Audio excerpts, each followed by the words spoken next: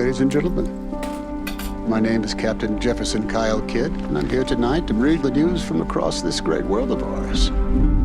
So they pay you to tell stories. I ain't never heard of that as a thing a man could do. Well, it's not a rich man's occupation, as you can see.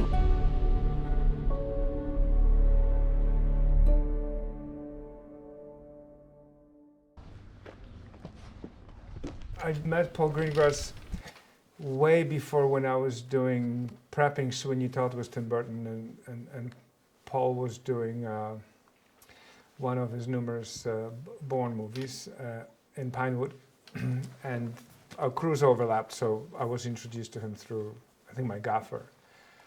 I'm not sure if he remembers that, but then he just, years later, he reached out to me, and it was an offer hard to refuse because it's a Western and nice story, and I mean, it'd be silly not to shoot the Western, That's just one thing that every cinematographer somehow has in the back of his mind, so it was a bit of luck here.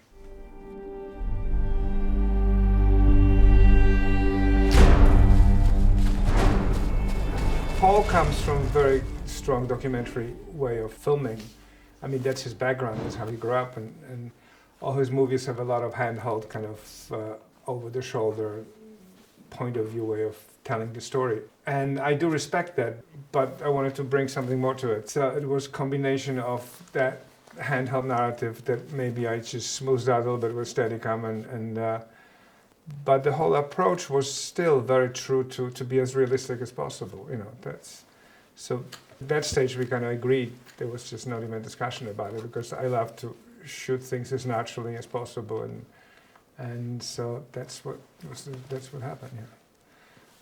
Interestingly enough, as a reference, Paul has mentioned old Piero Pasolini movie, Gospel According to St. Matthew, which he sent me a link to, and I watched it, and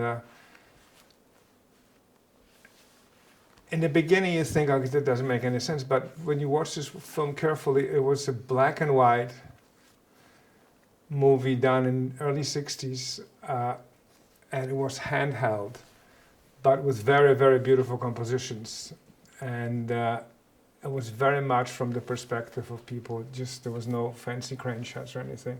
It's probably because of lack of money. That's my guess. So it was just like, I would say, very stylized, beautiful film with a bit of a documentary edge to it. And that was our goal, and I think we've accomplished that, so we, of course, in the pretty beautiful locations, there's sunsets, there's campfires and kerosene lamps, and everything is very atmospheric, but in the same time, it has a bit of a kind of realistic documentary touch to it. She's got family down in Castroville. Captain, why are you doing this? She needs to laugh and dream. She needs new memories. Road's closed. Is that the law? It is now. Try to be as realistic as possible and using natural sources, which in this case were either campfires or kerosene lamps or lanterns. So the exteriors, basically just lighting through the windows as much as we could, to the point that windows were just overexposed.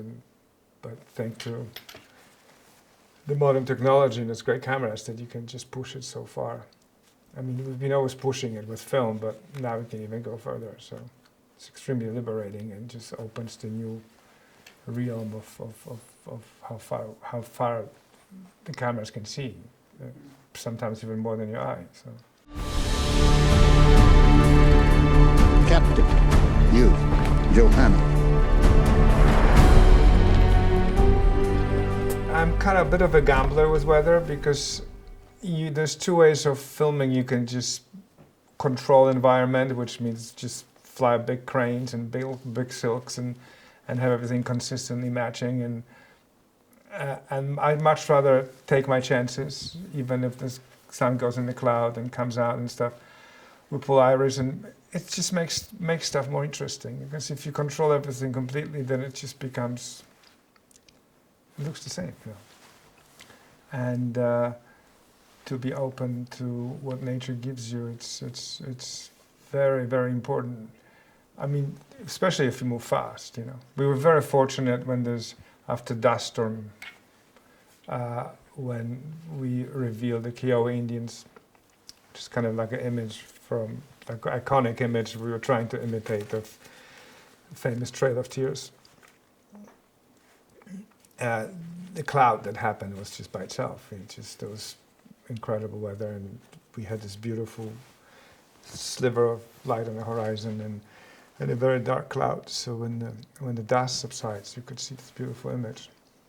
Very painterly, very kind of ambiguous, very not kind of into your face.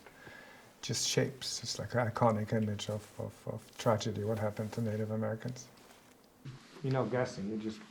They shot several films with ARRI Mini, and then you guys came out with 65, and it was kind of tempting, but I found it to be a little bit of an overkill.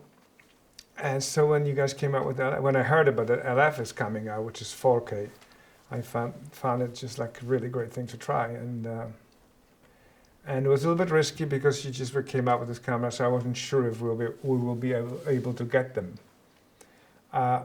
But yeah, people that are in Los Angeles just made an extra effort, and the camera showed up last minute. Yeah.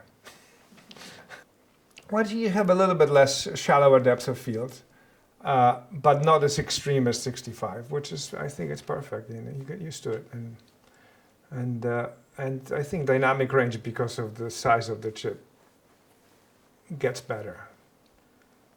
Like, I don't know if you can scientifically prove it, but it's just my feeling. Yeah. She's something in between. Ladies and gentlemen, these are stories of men and women very much like you, waiting for better days to come. You can't have her! And I'm taking her home!